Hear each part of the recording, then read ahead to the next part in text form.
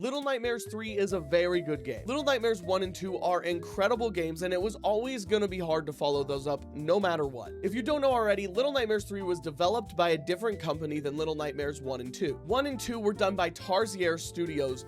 3 was done by Supermassive Games. This was definitely quite an undertaking for Supermassive Games, as their previous games were like Until Dawn and Dark Pictures Anthology. I honestly think a lot of people went into Little Nightmares 3 with the idea that they were gonna hate it no matter what. I just played all of these games for the first time on my stream back to back. Unlike other people, I don't have years of nostalgia tied up to these games. And honestly, I had a really good time with Little Nightmares 3. Let's talk first about what I really liked in this game. Little Nightmares 3 gives you two characters, Low and Alone, and both of them have a weapon of their own. I actually really liked the way that they implemented these tools into different puzzles and gameplay scenarios. It was creative in a way that I don't think took away from the Little Nightmares concept and world. Now, additionally, in this game, for the first time ever in the Little Nightmares series, you can actually play this game in multiplayer. I think that's a great concept and a fun idea, especially if you have someone you really want to play with. But I also think that it hurts the game a little bit. First of all, people reported a lot of bugs with the multiplayer, and second of all, I think it kind of takes away from the feeling of isolation and being alone.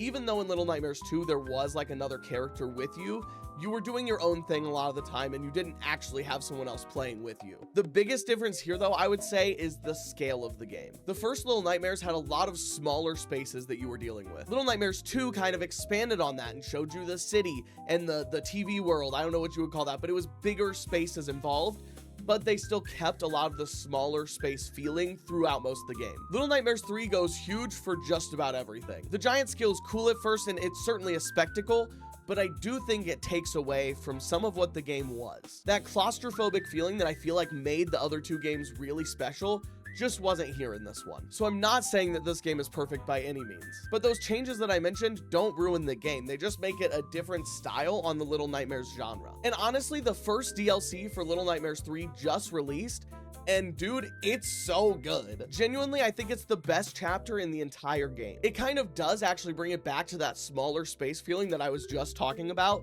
and it adds a lot to the base story. At this point, I would almost say if you're gonna play the game, you need to play the DLC because it actually adds a lot. When it comes down to it, I'm pretty sure my ranking is very similar to your guys's.